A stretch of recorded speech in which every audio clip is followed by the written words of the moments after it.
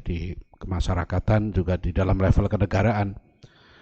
Beberapa waktu yang lalu, waktu sidang MPR terakhir itu kita baca di media ada satu peristiwa yang seumur hidup saya, yang sudah umur saya 54 tahun ini, belum pernah menyaksikan.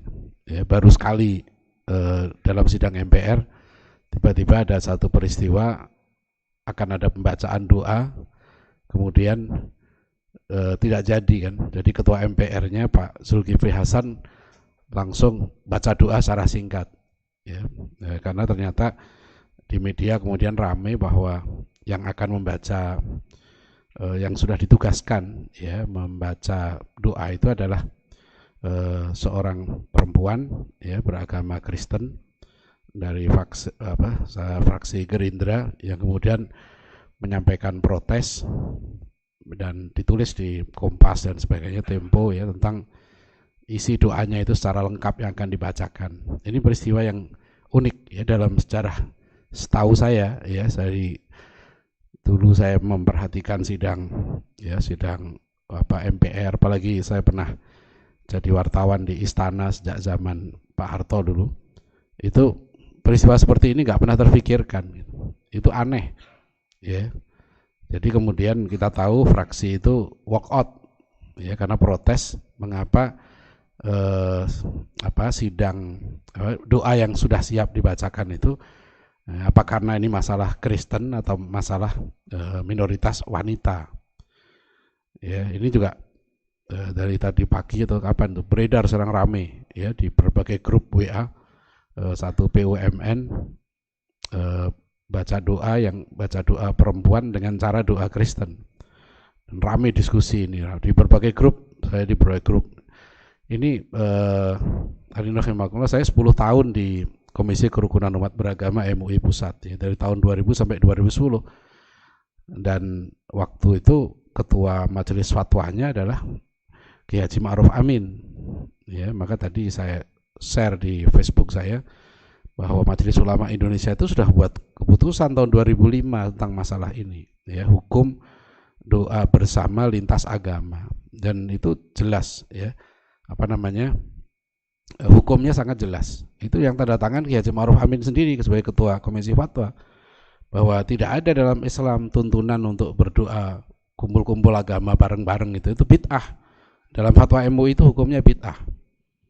Ya, dan di poin keempat ya, haram hukumnya umat Islam mengaminkan doa yang dibaca orang non muslim. Ini fatwa MUI. Jadi mudah-mudahan nanti kalau Pak Kiai Ma'ruf Amin dilantik sebagai wakil presiden ya, sudah ada fatwa yang beliau tanda tangani sendiri itu. Ya, jadi kalau Pak Zulkifli kemarin kemudian dikecam tidak toleran dan sebagainya gitu ya, itu saya nggak tahu apa beliau baca nggak fatwa MUI ini, tapi mungkin melihat doanya memang itu doa dengan cara agama Kristen. Persoalannya bukan soal ini bergiliran ya, ini yang nanti saya ingin jelaskan ya, bagaimana sebetulnya kedudukan ajaran Islam tentang masalah toleransi seperti ini ya. Saya mengalami sendiri ya, kadang-kadang saya bergaul dengan banyak tokoh agama gitu. Posisi kita sebagai umat Islam memang unik ya, karena Islam ini agama yang seluruh perilaku kita itu ada contohnya, itu masalahnya Pak. Dan itu nggak ada pada agama lain. Jadi kita ini yang disebut sebagai istilah Profesor Rasyad Naqib Alatas, beliau memang punya konsep Islam di era modern ini yang ditulis sebagai satu disertasi doktor di Malaysia. Konsep beliau tentang Islam, beliau mengatakan bahwa Islam is the only genuine revealed religion. Ya, jadi Islam itu satu-satunya agama wahyu yang murni. Apa maksudnya Islam itu agama wahyu yang murni? Genuine revealed religion. Maksudnya Islam itu satu-satunya, kata beliau, yang seluruh aspek ya kehidupan umat Islam itu dipandu oleh wahyu. Ya, kenapa bisa dipandu oleh wahyu? Karena kita satu-satunya umat beragama yang kita punya uswah. Laqad kana lakum fi Rasulillahi uswatun hasanah. Ya, sungguh telah ada bagi kita semua pada diri Rasulullah SAW itu ada uswatun hasanah. Nah ini nggak ada Pak. Jadi kadang-kala ya orang beragama lain nggak paham ini tentang kedudukan Islam ini. Ya, misalnya kita contohkan ya, bagi kalangan agama lain nggak masalah, misalnya pada saat Idul Fitri di tempat ibadah mereka dipasang selamat Idul Fitri, pada saat bulan puasa dipasang, ya kan, selamat mereka ibadah puasa. Sekarang masalahnya demi toleransi, apakah kemudian masjid-masjid kita juga harus begitu? Ya, persoalan ini bagi agama lain itu dianggap culture, dianggap budaya, itu bisa berubah. Tapi Islam tidak. Islam ini konsep kita tentang pergaulan sesama insan, gitu ya, baik yang Muslim maupun bukan Muslim, bahkan dengan keluarga kita sendiri, itu ada aturannya dan itu ada contohnya, ada panduannya. Gitu. Ini keunikan dari agama kita ini. Jadi kalau saya pernah sampaikan waktu kuliah konstitusi di MPR di fraksi PKS waktu itu, ya juga seminar tentang Pancasila di Lembaga Pengkajian MPR, saya pernah sampaikan bahwa mohon difahami tentang keunikan karakteristik ajaran Islam ini. Ya, karena misalnya gini, pemerintah membuat istilah mengamalkan Pancasila. Nah, ini bagi orang Muslim mengamalkan Pancasila ini bagaimana caranya? Itu sudah dibahas oleh para ulama kita. Sehingga tahun 1983 misalnya ya di Situbondo, waktu itu Rois Am Nahdlatul Ulama adalah Kiai Haji Ahmad Siddiq, ya, membuat keputusan bahwa mengamalkan Pancasila bagi orang Muslim adalah mengamalkan syariat Islam. Jadi maknanya begini, kalau orang Islam itu mengamalkan ajaran Islam, itu berarti otomatis sudah mengamalkan Pancasila. Jadi bukan mengamalkan Islam dan mengamalkan Pancasila. Ini sudah berdebatan dari tahun 78 di DPR MPR dulu, Pak. Seorang anggota DPR dari P3 waktu itu, ya, namanya sekarang terkenal itu, ya, Ridwan Saidi. Dulu dia tahun 70-an anggota DPR, ya. Saya baca tulisan beliau itu dari SMP. Sejak saya SMP sudah baca tulisan Ridwan Saidi. Dulu dia tahun 70-an suka nulis kolom di majalah Panji Masyarakat dengan nama Abu Jihan. Nah, Abu Jihan, Jihan itu nama anaknya. Sekarang dia jadi budayawan, misalnya kadang-kadang pendapatnya agak nyeleneh. Ya, terakhir soal saya lihat itu soal Raden Patah, padahal beliau ini orang pinter, saya tahu orang pinter, ya. Selama saya nggak ketemu. Jadi waktu itu sudah ditanya, bagi orang Islam ini problem misalnya, akhirnya profesor yang waktu itu mengusulkan ya tentang pengamalan Pancasila ditanya, waktu itu ada tab tentang P4 ya. Nomor 2 tahun 78 ya, keputusan MPR tentang pedoman penghayatan dan pengamalan Pancasila yang usianya seusia saya 50 tahun ke atas pernah ikut penataran ya kan. Dulu waktu saya masuk kampus tahun 84 ikut penataran 2 minggu loh, tidak salah, penataran P4 100 jam. Jadi waktu saya jadi wartawan di istana, saya itu penting karena itu kredibilitas gitu kan. Kita sudah ikut penataran P4 2 minggu 100 jam. Nah, apa pertanyaan waktu itu, ditanya lah profesor yang dari Malang ini, Pak, kalau kita mengamalkan Pancasila, bagaimana caranya menggosok gigi menurut Pancasila? Nah, ini yang hadirin rahimakumullah penting. Maka sampai sekarang kalau kita lihat, saya berapa kali panel dengan Dr. Yudi Latif, ya, waktu itu ketua PIP. Nah, begitu juga nanti dalam soal toleransi ini, gitu ya. Kalau kita sebagai orang Muslim, ya, tidak hati-hati memahami karakter agama kita bisa keliru. Gitu. Orang luar bisa salah juga memahami. Loh, kok orang Islam nggak toleransi? Cuma gitu doang, nah, gitu. Masa sih cuma ikut ngumpul-ngumpul baca doa, masa nggak mau? Gitu. Itu orang bisa menganggap, ya, itu hal yang remeh bagi perspektif mereka. Kita pahami, ya, karena mereka tidak punya hadisan, ya. Islam ini agama yang sifatnya revealed religion, genuine tadi. Maka ajaran Islam itu sifatnya abadi, Pak. Ya, misalnya contoh, orang Islam itu menikah dari dulu sampai kiamat ya sama begitu. Mengubur jenazah sama, dimanapun juga. Orang Islam sholat seperti kita sama. Hukum Islam tuh nggak berubah. Ya, jadi tetap yang namanya termasuk nanti kita bagaimana bertoleransi gitu ya, berhubungan dengan berbagai kalangan agama lain. Itu panduan kita jelas.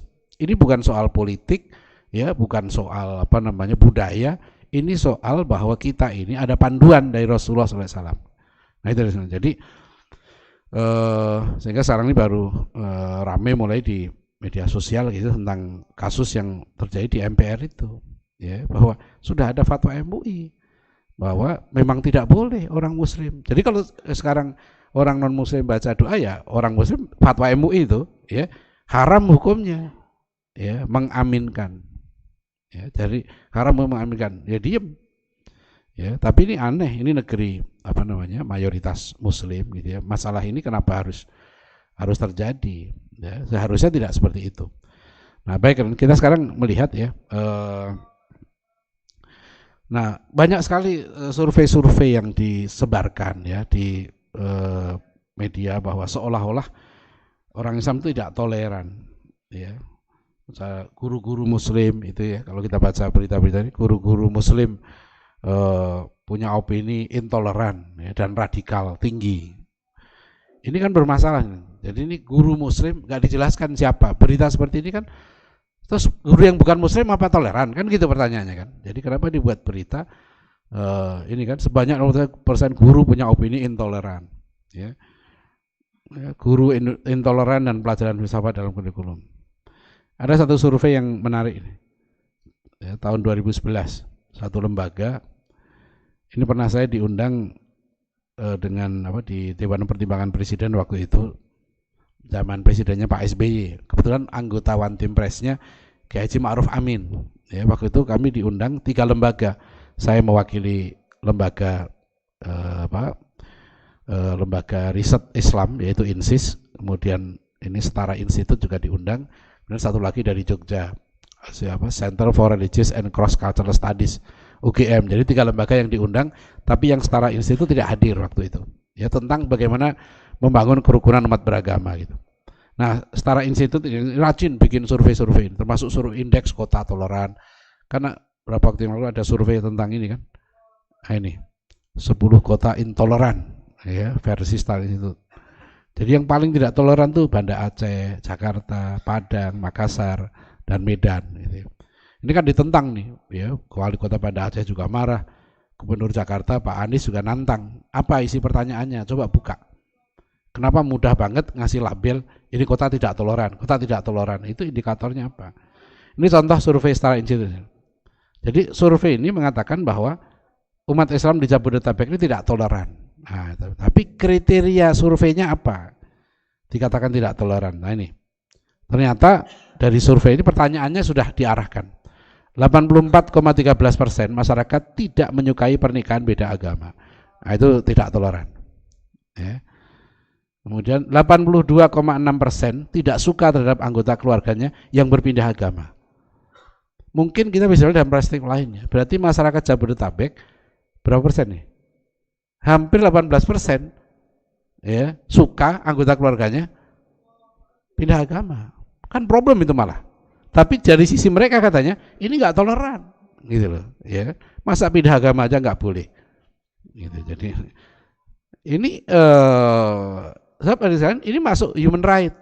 Ini jadi kalau ini yang disebut dengan world view, ya. World view ini cara pandang. Kalau saya ngajar mata kuliah world view ini 1 semester, ya, untuk anak santri SMA sampai S3. Saya ngajar mata kuliah yang sama. Ya, santri saya yang SMA pun saya ajar mata kuliah Islamic Worldview. Karena sekarang ini cara berpikir, ya, itu sudah salah. Misalnya cara melihat agama, ya. Bagi orang Barat, agama itu seperti baju. Kalau Anda suka, ya kan, Anda pakai. Kapan Anda nggak suka, ya lepas. Bagi mereka agama nggak penting.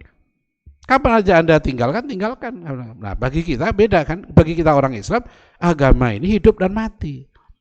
Ya, kita tidak memandang agama seperti baju tadi itu. Jadi cara pandang terhadap agama sudah beda. Maka jangan heran kalau ada orang mau kawin dengan ini pindah agama, nanti kawin dengan agama lain pindah agama lagi, gitu ya. Nah, bagi mereka seperti baju. Nah, ini yang sekarang banyak diupayakan supaya orang itu katanya jangan fanatik dengan agamanya.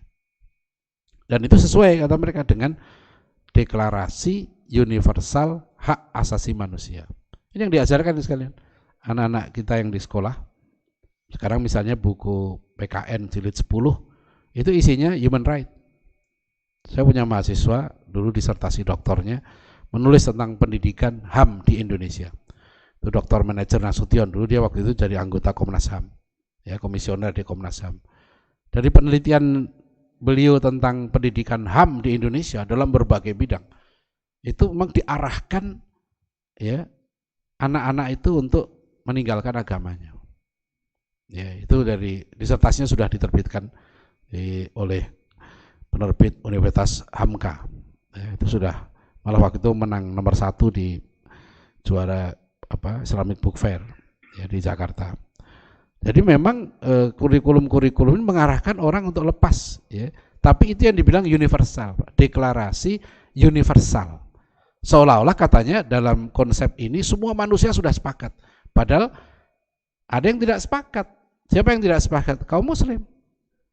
Jadi pasal 18 DUHAM, Deklarasi Universal Hak Asasi Manusia, itu menyatakan setiap manusia dijamin haknya untuk memeluk agama, beribadah menurut agama, ya, menyebarkan agamanya, dan termasuk kebebasan itu adalah berganti agama. Jadi menjadi kafir itu menurut mereka hak asasi manusia, Pak. Ya, jadi hak untuk kafir kan gitu. Jadi hak untuk keluar dari Islam itu human right, nggak boleh dihalang-halangi. Nah, itu yang umat Islam tidak setuju dengan pasal ini. Jadi organisasi konferensi Islam ya, itu tahun 95 mengadakan sidang di Kairo ya, dan akhirnya menghasilkan deklarasi HAM Islam. Ada HAM Islam itu. Dan 2 pasal yang ditolak oleh anggota OKI Dunia Islam. 1 pasal 16 itu kebebasan untuk menikah. Sebab dalam Deklarasi Universal Hak Asasi Manusia sekalian, itu siapapun manusia dijamin haknya. Itu hak asasi katanya, hak yang paling dasar. Menikah dengan siapapun tanpa dibatasi suku, bangsa, ras, termasuk agama. Makanya Komnas HAM tahun 2010 di sini pernah membuat seruan keputusan minta pemerintah mencabut semua aturan yang menghalangi terjadinya perkawinan beda agama. Ya, itu kalau orang udah berpikirnya, jadi kalau kitab sucinya itu human right, ya, dia sudah meletakkan kitab suci ini di atas Al-Quran. Nah, jadi OKI menolak. Artinya apa? Anak-anaknya deklarasi itu bukan universal. Ya, karena sekarang ini katanya hampir 2 miliar manusia ya, itu muslim, dan banyak kalangan Kristen juga yang menolak hal yang sama. Tapi mereka terbilang ini universal. Universal siapa yang sepakat? Ya, jadi mereka buat istilah deklarasi universal. Nah, kalau Islam dibilang oh itu partikular. Jadi Islam itu gak universal gitu. Nah, ini hati-hati nih. Sebab istilah itu menjebak. Istilah deklarasi universal hak asasi manusia.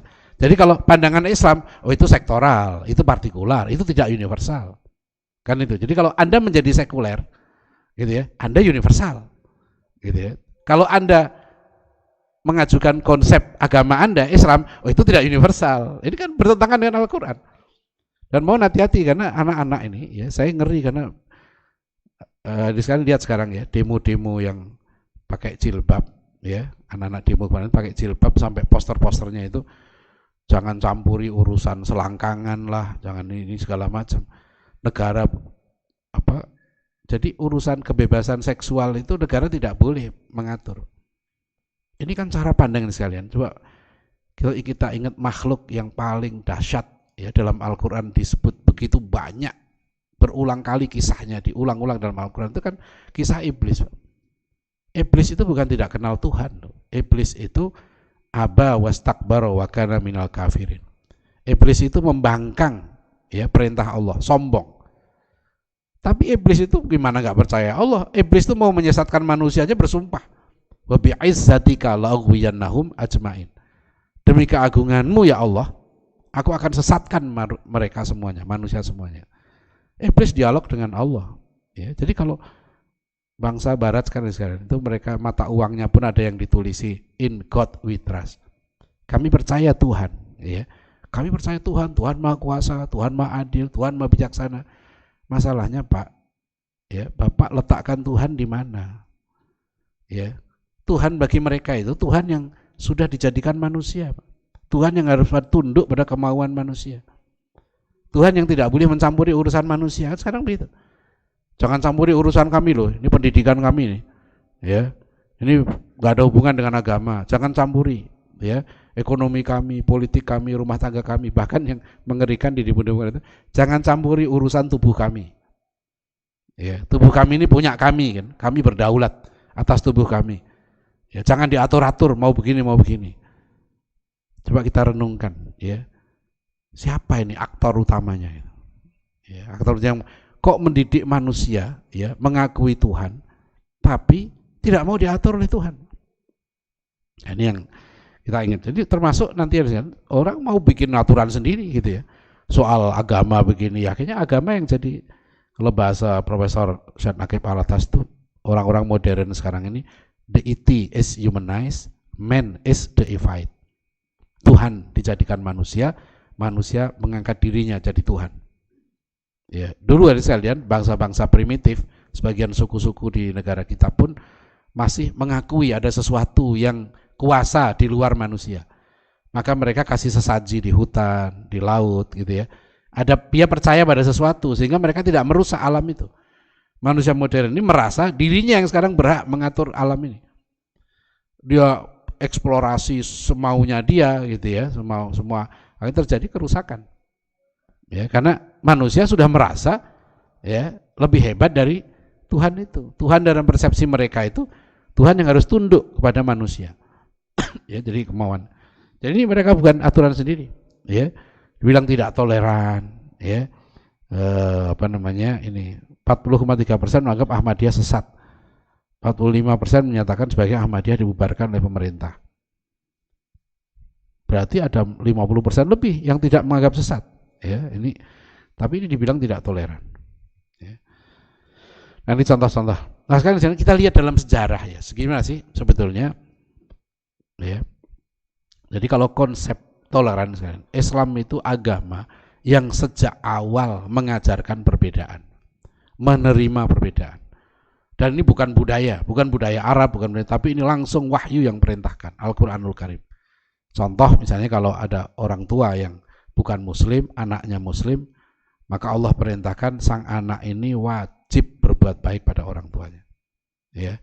Ajaran Islam banyak sekali dalam hadis Rasulullah SAW, bahkan Rasulullah pernah bersabda begini, siapa yang menyakiti orang zimmi, orang non muslim yang hidup waktu itu di negeri muslim, ya, siapa yang menyakiti orang-orang zimmi, kata Rasulullah, sama dengan menyakiti aku. Maka Khalifah Umar bin Khattab radhiyallahu anhu sangat takut waktu beliau mau wafat, ya, maka pesan beliau juga yang terakhir itu, tolong jaga hak-hak orang zimmi. Jangan bebani mereka dengan pajak-pajak yang mereka tidak mampu bayarkan. Ya, jadi dulu kan Islam itu betul-betul, keadilan Islam itu ditegakkan. Makanya nanti dalam sejarah, ya, orang-orang Yahudi itu merasa mereka lebih aman dengan orang Muslim. Bahkan banyak orang-orang non Muslim waktu itu lebih aman, ya, lebih memilih kalau penguasanya itu Muslim. Karena mereka tahu track recordnya orang Muslim. Ya, di tengah-tengah bagaimana orang Eropa itu membantai, ya, orang-orang Yahudi, ya. Kita lihat toleransi Islam itu dari sejarahnya, dari Piagam Madinah saja, ya. Piagam Madinah, jadi Rasulullah SAW itu membangun satu negara yang menurut ahli sejarah, ya, dari Perancis, Profesor Hamidullah, beliau mengatakan bahwa Piagam Madinah itu adalah konstitusi negara tertulis pertama di dunia. Beliau ini, Profesor Hamidullah, terkenal di dunia sebagai ahli manuskrip kuno. Jadi pekerjaan beliau memang meneliti tulisan-tulisan kuno, ya. Dan salah satu yang beliau teliti adalah tentang Piagam Madinah itu. Beliau kemudian riset sebelum negara Madinah, ya, negara Madinah itu berdiri 622 Masehi. Rasulullah hijrah 622 Masehi. Sebelum itu belum ada satu negara pun yang punya konstitusi yang tertulis. Jadi Piagam Madinah itu the first written constitution in the world. Ya. Jadi konstitusi negara tertulis pertama di dunia. Nah, yang unik sekarang, ya, di zaman itu Rasulullah sudah mengatur hubungan antar agama, terutama hubungan Muslim dengan Yahudi, itu dengan pasal-pasal yang jelas. Itu 622 Masehi. Ya. Bayangkan nanti tahun 1496 Masehi. Ya, kita lihat Rasulullah tadi membangun piagam Madinah tahun berapa tadi? 600 Masehi. Eropa 1496 Masehi, Ratu Isabella mengeluarkan perintah pengusiran. Ya, namanya Edict of Expel, perintah pengusiran. Orang Muslim dan orang Yahudi di Spanyol dikasih 3 pilihan waktu itu. Ya, 1, ganti agama, keluar dari Islam dan keluar dari agama Yahudi. Ya, kedua, keluar dari Spanyol, ya, pergi dari Spanyol, dan ketiga, mati. Jadi pilihannya cuma 3. Dan ini unik, nanti kita lihat ya, bagaimana. Jadi kalau sekarang orang-orang Eropa ngajari toleransi, gitu ya. Coba lihat sejarah Anda dulu kayak apa. Ya. Ini piagam Madinah ya, luar biasa. Rasulullah itu sampai jelas, ya, orang-orang dilindungi agamanya, ya. Anda punya hak menjalankan agama Anda. Itu oke, Rasulullah SAW. Kita lihat sekarang bagaimana dunia, ya, seorang penulis Kristen terkenal namanya Karen Armstrong. Dia menulis buku judulnya A History of Jerusalem. Ini sudah terjemahkan dalam bahasa Indonesia. Ya, kita tahu Karen Armstrong ini mantan biarawati terkenal di Inggris. Buku-bukunya banyak sekali yang sudah terjemahkan dalam bahasa Indonesia. Ini peristiwa, kalau Madinah jelas bagaimana toleransi, ya, beragama, ya, tapi kemudian orang Yahudi sendiri berkhianat terhadap piagam Madinah, akhirnya diusir oleh Rasulullah SAW. Sekarang kita lihat, ya, itu tahun 622 atau 23 Masehi. Rasulullah wafat 632 Masehi. 5 tahun setelah Rasulullah SAW wafat, sekalian, tahun 637 Masehi. Ya, ini lihat dahsyatnya murid-murid Rasulullah SAW.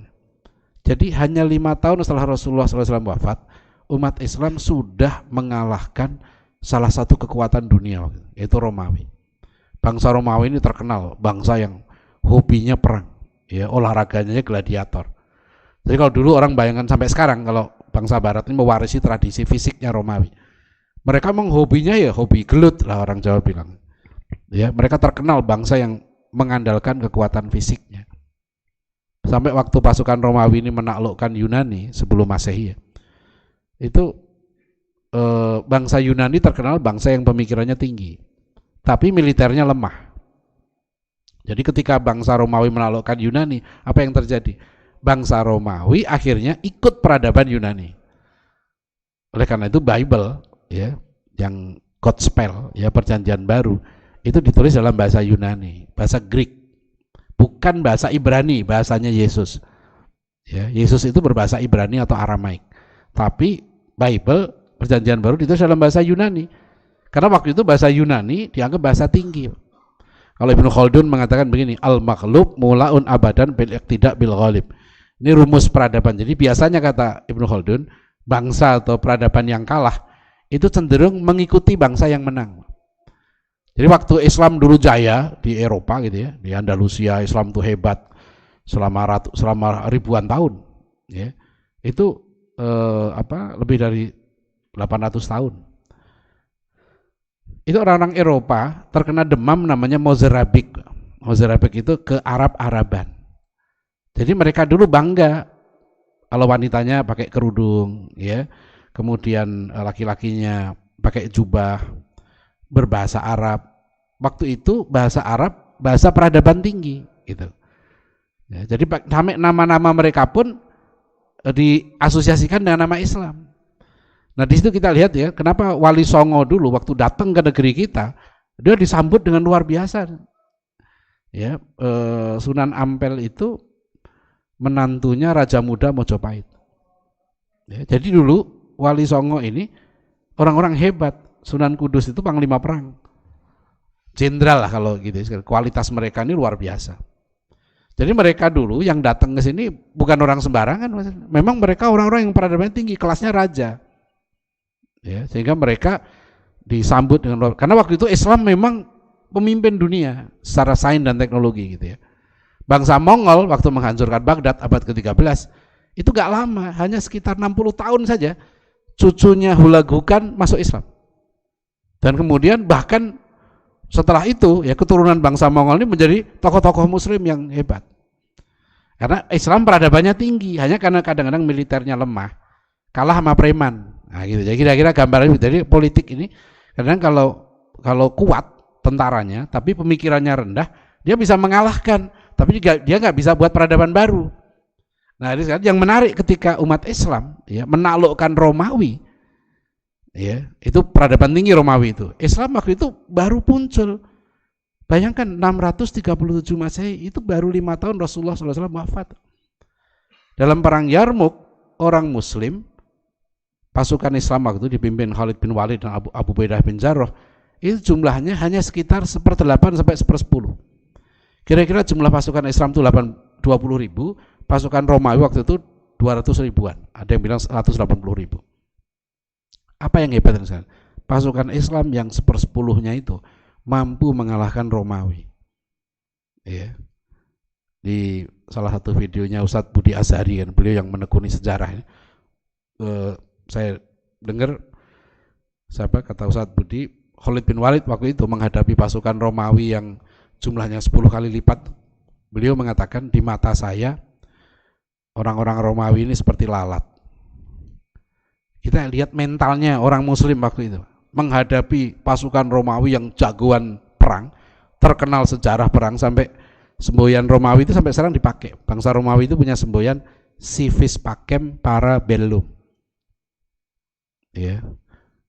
Waktu debat presiden itu Prabowo mengucapkan ini juga. Ini bangsa-bangsa di dunia pakai ini.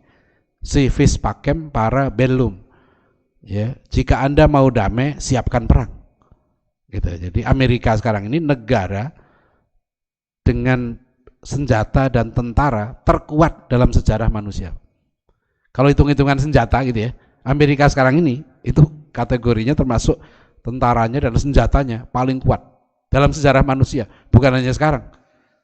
Ya, senjata Amerika itu bisa menghancurkan bukan hanya laut, bumi gitu ya, sampai ruang angkasa. Yaitu nuklirnya dan lain-lain gitu. Nah, sekarang si vis pacem para bellum, jika Anda mau damai siapkan perang, itu bangsa Romawi.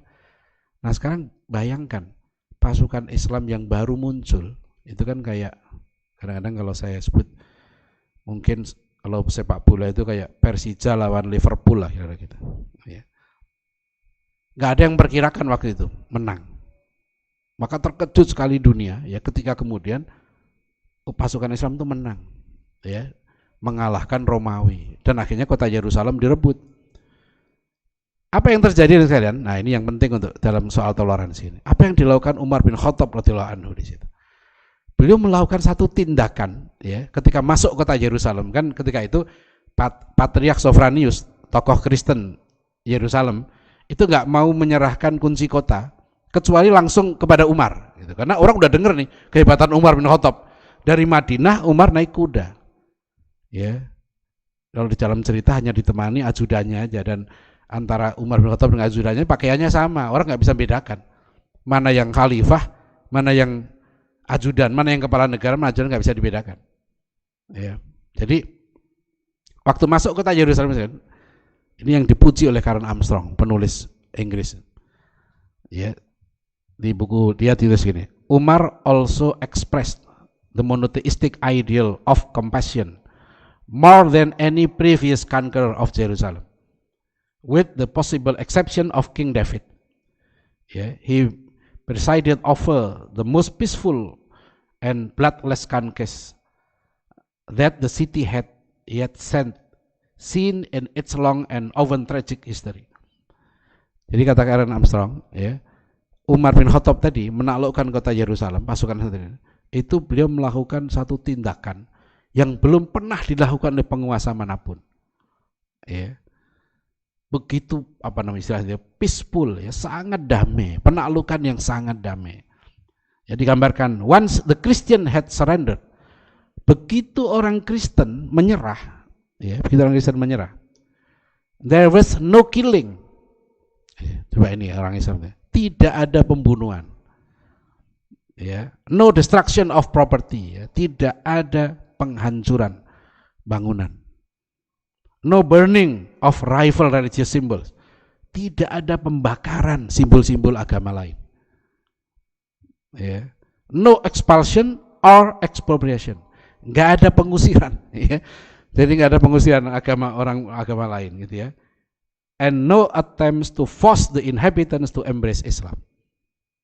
Nggak ada, ya, pemaksaan penduduk, gitu ya, untuk memeluk Islam. Ini yang dicatat oleh Karen Armstrong, ya. Coba, Islam itu membangun tradisi baru.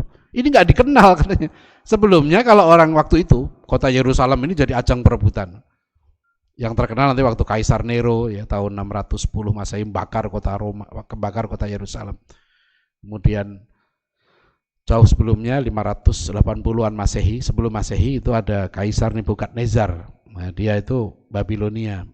Menaklukkan kota Yerusalem, waktu itu kerajaan Judah, kerajaan Israel kuno.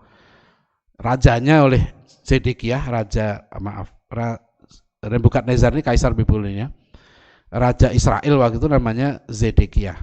Itu dicungkil matanya, dia dirantai dan diseret dari Yerusalem ke Baghdad.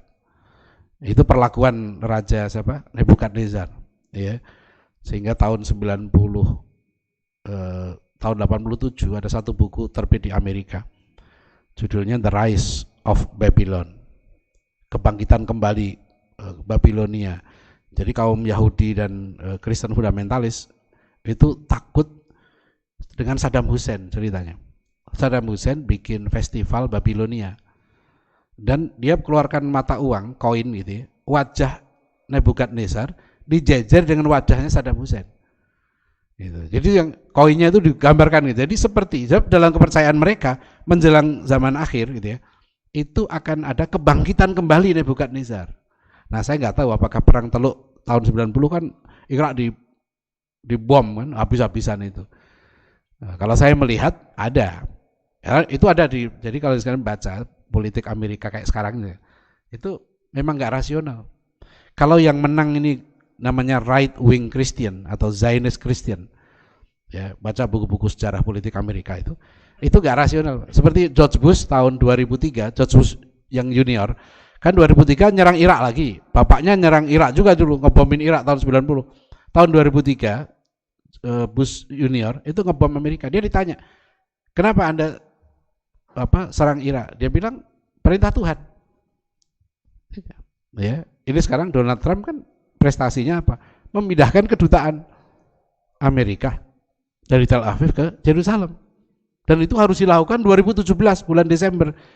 Karena apa? Karena Donald Trump didesak untuk memenuhi penggenapan 50 tahun. Jadi bagi orang Yahudi dan Kristen Zionis itu ada tiap 50 tahun ada peristiwa besar, ya.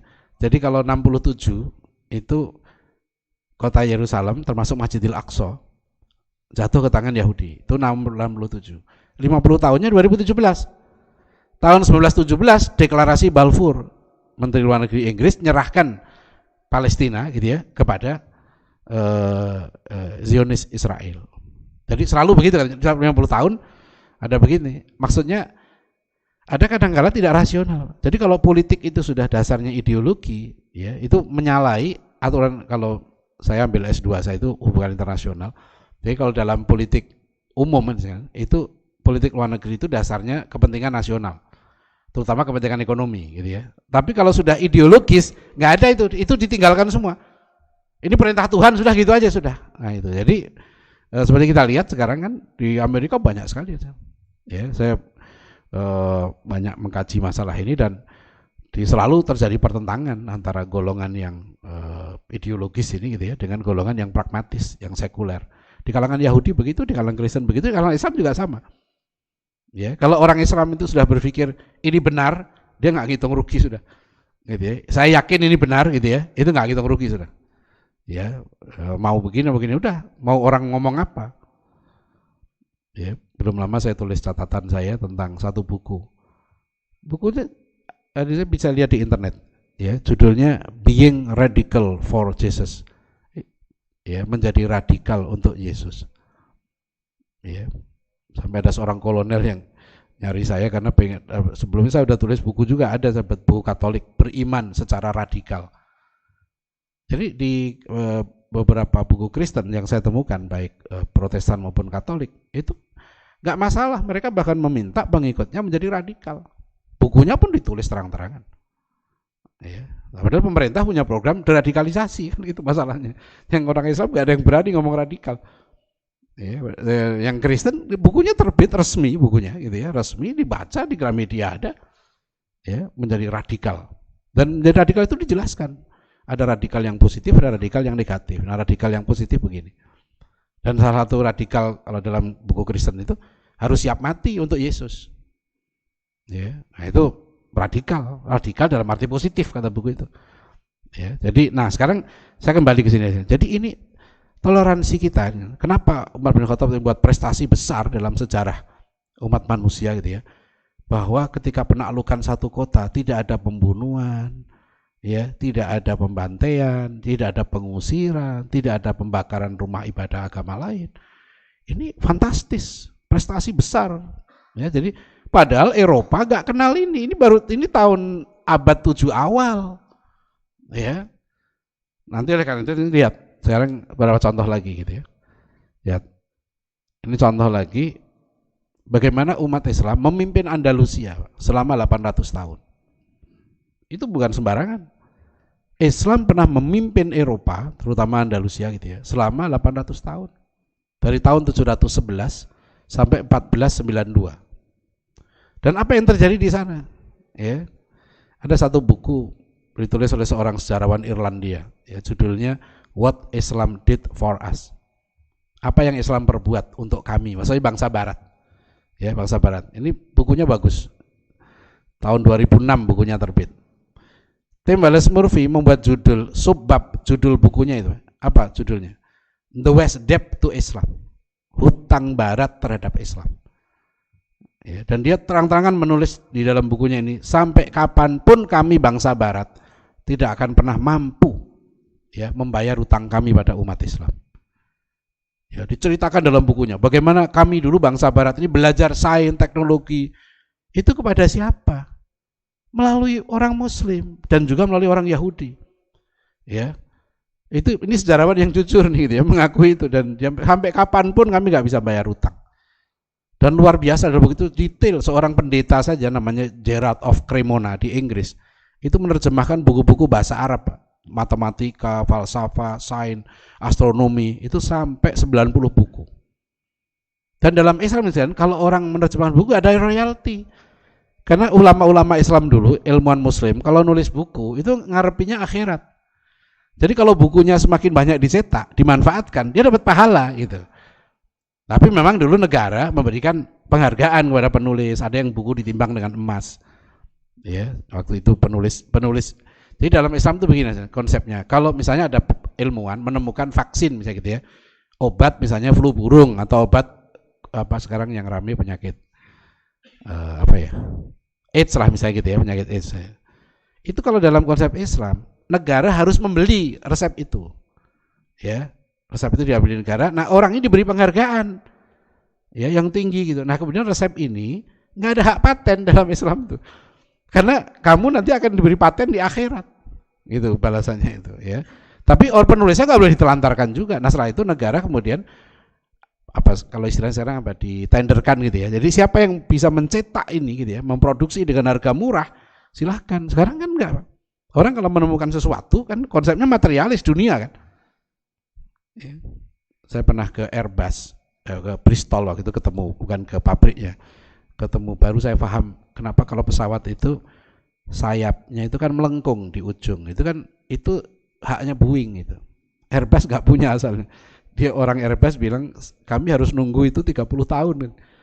Ya, karena itu menghemat BBM. Saya nggak paham, itu Pak Habibie yang paham gitu. Ya, gimana itu katanya itu termasuk bisa menghemat BBM yang ujung sayap melengkung itu ya, kata orang Airbus nih, orang Indonesia yang kerja di sana. Nah, itu begitu. Jadi kalau orang menemukan sesuatu kan sekarang kalau obat-obatan, Masya Allah kan, orang dibiarkan mati, obatnya mahal gitu ya, demi. Kalau Islam nggak begitu. Nah, ini yang dinikmati bangsa Eropa dulu. Sampai Tim Wallace Murphy mengatakan bahwa kami gitu ya nggak akan sanggup membayar utang kaum muslimin sampai kapanpun. Ya, tahun 2010 kalau ini sekarang baca, saya nulis satu buku tahun 2010 catatan perjalanan di Inggris. Saya 20 hari keliling memberikan ceramah di beberapa tempat ya, itu Ada satu peristiwa pas waktu itu, alhamdulillah, saya ketemu dengan seorang profesor dari Manchester University, namanya Profesor Salim T. Hasani. Dia ahli engineering. Dan Profesor Salim T. Hasani menggelar satu pameran sains, ya, Islamic Science, sains Islam. Tempatnya di mana? Di Museum Science di London. Itu pameran nggak main-main, 6 bulan digelar. Diresmikan oleh Pangeran Charles. Dan waktu saya masuk ke arena pameran itu, merinding saya, Masya Allah. Itu betul-betul dahsyat di pameran itu. Jadi itu ngajari orang-orang barat gitu ya. Kamu dapat kimia dari mana? Dapat rumus ini dari mana? Kedokteran dari mana? Sampai penerbangan Ibnu Firnas abad ke-9 itu dibuat replikanya. Jam digital itu yang buat pertama kali adalah Al-Jazairi. Dibuat di situ replikanya, jam gajahnya Al-Jazairi itu. Jadi orang Eropa itu diajari dengan pameran itu bukan teori. Ini lo dulu gitu ya. Ini pelopornya, ini yang sekarang kamu pakai. Sampai bahasa Inggris tuh banyak ngambil kan. Ya, kafir. Itu cover kan, apa? Buku kan. To cover. Itu dari kata kafaro. Kafaro menutup. Ya, maka bahasa Indonesia jadi kapur. Dan kapur yang paling bagus dulu yang disukai oleh Timur Tengah sebelum Rasulullah SAW, bahkan era sebelumnya itu kapur barus. Kapur dari daerah Barus. Karena kapur dulu dipakai untuk meredam bau mayat. Jadi dulu produk Melayu ini, daerah Melayu yang bagus tuh namanya kapur. Nah itu kafuro ada dalam Al-Quran. Ya, istilah kafir. Ya. Mungkin kalau bahasa Belandanya koper kali gitu ya. Kalau kurang pergaulan jadi kuper, ya, tertutup. Ya. Tuh cover itu, tuh kafir. Arsenal itu dari apa aja? Itu bahasa Arab, Arsenal. Saya baru, karena di situ ada mainan tuh, di pameran tuh diklik aja, klik Arsenal. Arabnya apa dulunya gitu? Oh, itu Darussina. Makanya kan dibilang The Gunner. Ya, Darussina itu memang apa? Kampung senjata. Ya, jadi Arsenal, sofa, sugar, ya, camel, Jamal. Cuma nggak ngerti kenapa di Indonesia jadi onta. Di Arab Jamal kan, di Inggris camel, nyambung gitu. Di sini kan nggak ada onta. Kok bisa jadi onta itu? Ada orang Arab mungkin bercanda itu, ustadz orang alim itu. Dia cerita ini, mungkin dia bercanda menurut saya gitu. Katanya dulu cuma haji Indonesia waktu sana nanya sama orang Arab, mahadha katanya gitu. Ini apa? Nah orang Arab kan, ini orang masa nggak tahu ini onta. Terus dijawab ini unta. Unta itu maksudnya perempuan gitu ya. Dia nanya jenis kelaminnya.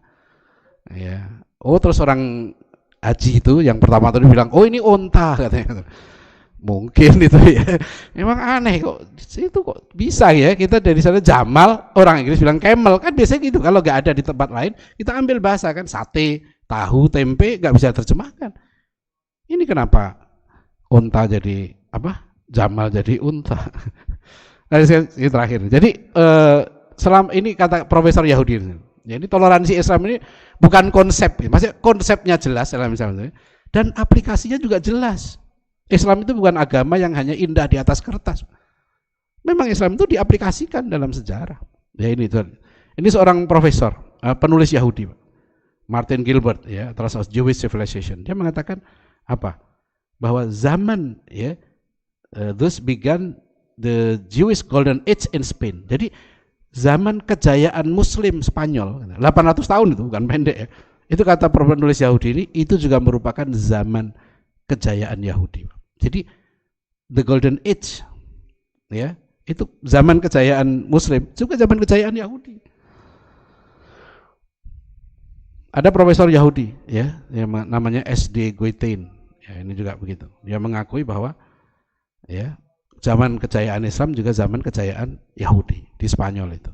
Bahkan ternyata kata profesor Yahudi ini, ya, pemikiran dan filsafat Yahudi, even Jewish law and religious practice, bahkan hukum-hukum Yahudi dan religious practice, praktek ibadahnya Yahudi, ya, itu apa? Systematized and finally formulated. Itu baru disusun ketika Muslim Andalusia itu. Ya. Nah ini jadi kalau sekarang ini Karen Armstrong lagi, nanya ya. Under Islam, the Jews had enjoyed a golden age in Al-Andalus. Ya, maka Yahudi meratapi ketika Muslim Spanyol hancur 1492. Itu yang meratapi bukan hanya Islam, orang Yahudi juga meratapi. Nah uniknya nanti orang Yahudi larinya kemana, Pak? Orang Yahudi larinya ke Turki Utsmani. Kan tadi dipaksa, jutaan orang Muslim keluar dari Spanyol waktu itu karena nggak mau murtad. Gitu. Yang lain, jutaan yang lain terpaksa murtad, yang di dalam sejarah disebut dengan Moriscos. Kaum Moriscos itu bersih. Nah lucunya orang Yahudi nanti di Turki Utsmani, dilindungi oleh Sultan Turki Utsmani sampai 400 tahun. Tapi akhirnya nanti orang Yahudi lah yang menumbangkan Turki Utsmani dari dalam. Karena mereka lihat bangsa yang dulu menindas mereka, bangsa Barat gitu ya, yang ratusan tahun menindas mereka, kemudian bangsa Barat menang. Islam mulai turun kan. Akhirnya Yahudi pindah menjadi bersekutu dengan Barat. Itu sejarah Zionisme. Silakan baca, saya nulis buku tentang masalah ini, tinjauan historis konflik Yahudi Kristen Islam. Saya meneliti serius ini literatur Kristen Yahudi, saya teliti gitu. Ternyata bangsa Yahudi dalam sejarahnya lebih banyak dengan Islam itu damai, kecuali Madinah saja. Dan titik balik konflik Yahudi Islam baru terjadi 1897 ketika Kongres Zionis pertama. Itu mulai karena Sultan Abdul Hamid nggak mau diminta Herzl untuk tolonglah kami kasih tanah Palestina itu dan utang Anda semua kami lunasi. Itu Turki Utsmani waktu dalam keadaan lemah, utangnya numpuk. Herzl nawarkan nggak main-main, seluruh utangnya kami lunasi, seluruh utang Anda kami lunasi. Hanya minta itu Palestina saja. Bahkan nggak mau, akhirnya Herzl bilang kami kasih otonomi saja, bukan negara. Tetap Sultan Abdul Hamid nggak mau. Makanya Sultan Abdul Hamid ditumbangkan. Nah ini dalam sejarah kita bisa melihat sampai sekarang ini. Ya. Jadi maksud saya itu ya Yahudi ini memang kalau dalam Al-Quran nggak tahu terima kasih. Jangankan umat Islam, Nabi Musa yang menyelamatkan mereka ditinggal 40 hari saja mereka sudah nyembah patungan sapi gitu. Jadi surat Al-Baqarah itu kan menunjukkan tengilnya orang Yahudi itu. Ya. Lihat bahasanya itu kan tengil sekali kan. Disuruh nyembelih sapi kan ngeyel. Ya. Kan qala Musa liqaumi innallaha ya'murukum an tadbahu baqarah. Ya, Allah nyuruh kamu nyembelih sapi. Apa jawaban mereka? Qalu atatakhiduna huzwa. Orang Yahudi ini bilang, "Wahai Musa, kamu main-main." Coba. Sekarang kalau Pak Jokowi perintahkan menterinya, ya. Kamu datang bereskan masalah asap ini misalnya gitu. Terus bilang ke Pak Jokowi, "Bapak main-main." Gitu. Kira-kira diapain Pak menterinya itu? Ini contoh dalam, makanya Nabi Musa itu sedih kan. Nabi Musa itu kan dalam Al-Quran digambarkan orang nggak pinter ngomong, nggak pandai diplomasi. Orang Mesir dipukul sama beliau sekali mati. Itu Nabi Musa. Makanya waktu ngadepi Fir'aun, beliau minta bantuan Harun kan, karena Harun lebih fasih lidahnya berdiplomasi. Kalau Nabi Musa nggak banyak ngomong, pukul aja gitu. itu Nabi Musa itu tipenya begitu kan dalam Al-Quran ini. Jadi itu dikasih kaum yang tengilnya bukan main. Gitu. Diuji betul sampai wa id qala Musa liqaumihi ya qaumi lima tu'dzunani. Ingatlah ketika Musa berkata pada kaumnya, "Baik kaumku, kenapa kamu nyakiti aku?" Ya, tapi sekalian nggak usah khawatir. Jadi kalau kita bicara tentang toleransi, sekali lagi ya, Islam ini telah memberikan contoh teladan. Panduan kita jelas. Para ulama kita terus menjaga. Ya, ajaran-ajaran Islam itu dasarnya Quran, Sunnah jelas. Yang tentu dengan melihat aplikasinya pada realitas. Ya, tentu kita dalam kehidupan ini tidak mudah juga, banyak ujian, tantangan. Tapi yang penting dalam soal kerukunan, jangan sampai mengorbankan akidah.